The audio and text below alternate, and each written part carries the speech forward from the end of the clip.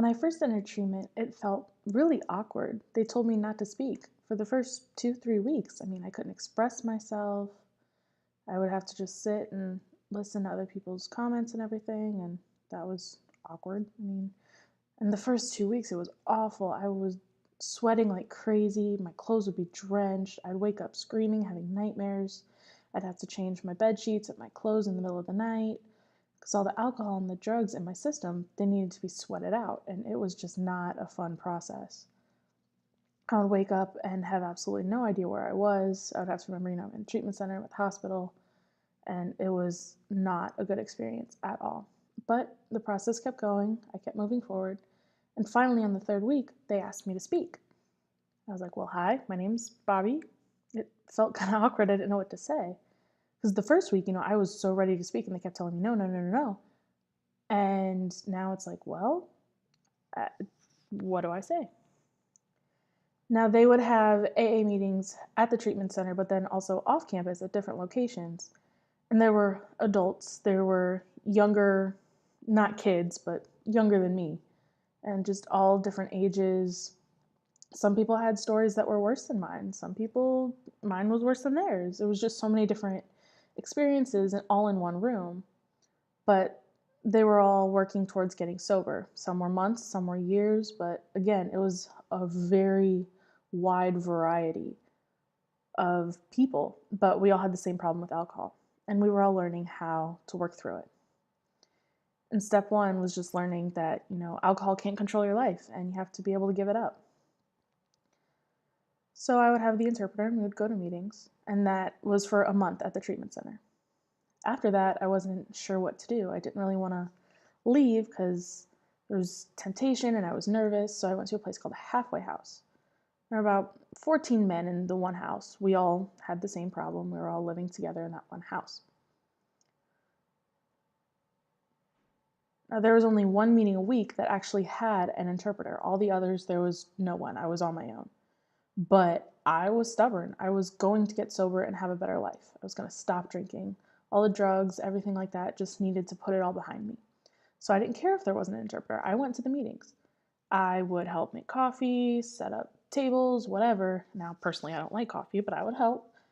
Chairs, just anything that needed help with. There was part of the program called 90-90, which is 90 meetings in 90 days. I did 180 in 90, which was double the amount of meetings. Sometimes I would go from 2 to 4 meetings a day because I really wanted to get better. I met different people, and it didn't matter who was presenting, what we were discussing, if it was hard for me to understand or anything, but I felt safe in that meeting because everyone else had similar experiences. Out in the real world, there's temptation. I would go to work, but then there was always the temptation to drink or do drugs or whatever. If I went to the meeting, it was a safe place for me. They had the big book that we would read, and we would read different chapters from. And I would try to read along with the speaker because I would try to sit up front so I could see their face, but I felt safe there. I went to AA meetings. I went to NA, which is Narcotics Anonymous. I went to CDA meetings, which is for people with chemical dependency. I just went as much as I could. Basically, if I wasn't at work, I was at a meeting because I knew I needed help. Through the different programs, they have sponsors. Most people only have one sponsor. I needed two. I was not satisfied with one. There weren't a whole lot of deaf sponsors, so I had a hearing sponsor. And, that was fine. And, of course, today there's video phones, texting, a whole bunch of different ways to get in contact with them. Back then, there was just the TTY, so I'd have to call them, and we'd have to work back and forth with that. So I got 2 sponsors, and if I couldn't get in touch with the first one, I would call the second one and have them ready. And both of my sponsors, man, they were strict. They were very set on following the process. Step 1 was fine, step 2 was fine. Step 3 is where I got stuck. Step 3 was to give my life to God. And I didn't really understand God. Nothing in my life really had led me to God in my life. So I skipped step 3. Oopsies, whatever. I went and finished the rest of the steps. 6 years later, I ended up finally understanding God, and, step 3 happened for me later at a place. But you know, it happened, whatever. And I went through the rest of the process, went to the meetings, and my life really, slowly it started to change and improve. It was not a fast process. There were many times where I would think about going out and going drinking and just screwing up everything I'd started, but I couldn't. And I had to recognize that I had a problem. My doctor told me I had a heart problem. And then he told me my liver was messed up. I had some weird word with the C, but I had a lot of liver damage. And if I'd kept drinking for maybe 2 or 3 more months the way I was, I would have died. I would be dead right now. Same with the drugs. So he told me, like, I stopped at the right time and I need to stay sober. Like, that really stuck with me that I can't drink anymore because you only get one liver. So anytime there's temptation, which, yes, it's out there, to go out and party and whatever, I leave. I might go to a bar, sit, think about drinking, but I leave. I can't because it's very serious. I need to stay sober. And, the things that I deal with as far as communication, different frustrations, that can be really difficult, but I need to stay clean. Today, I stay clean. Tomorrow, who knows what's going to happen? I have to live one day at a time. I wake up and I face the day as it comes. Today, I am clean and sober. That's my theory, and that's how I face every day in the rest of my life. And it worked for 1 year, 2 years, kept going and going.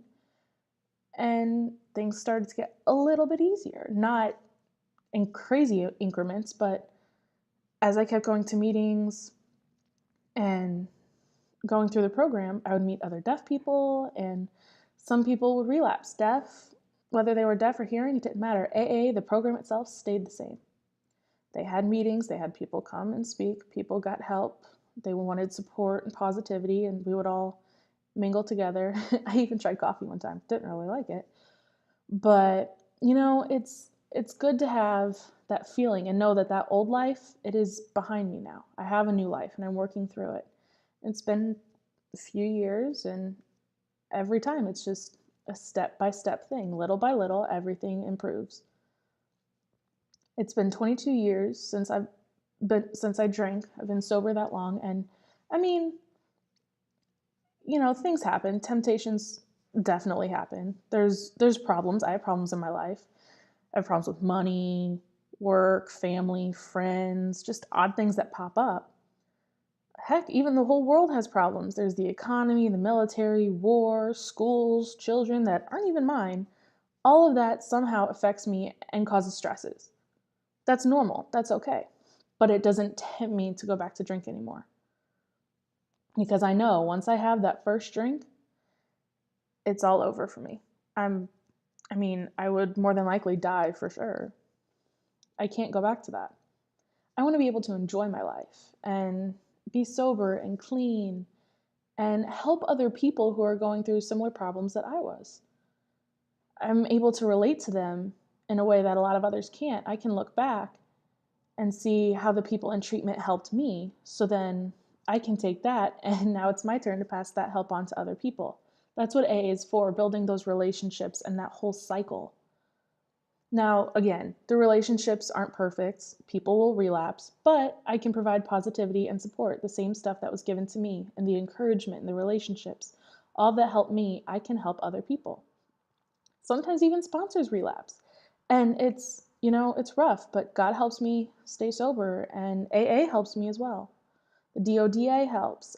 Everything, all the little things help to become sober and clean and stay that way. No alcohol, no drugs. It has made a better life for me. Is it perfect? Absolutely not. But I feel good. I feel okay about my life, and that's all right. I just have to keep positive and keep going through life one day at a time. And I know I'll be fine. Thank you for listening to my story.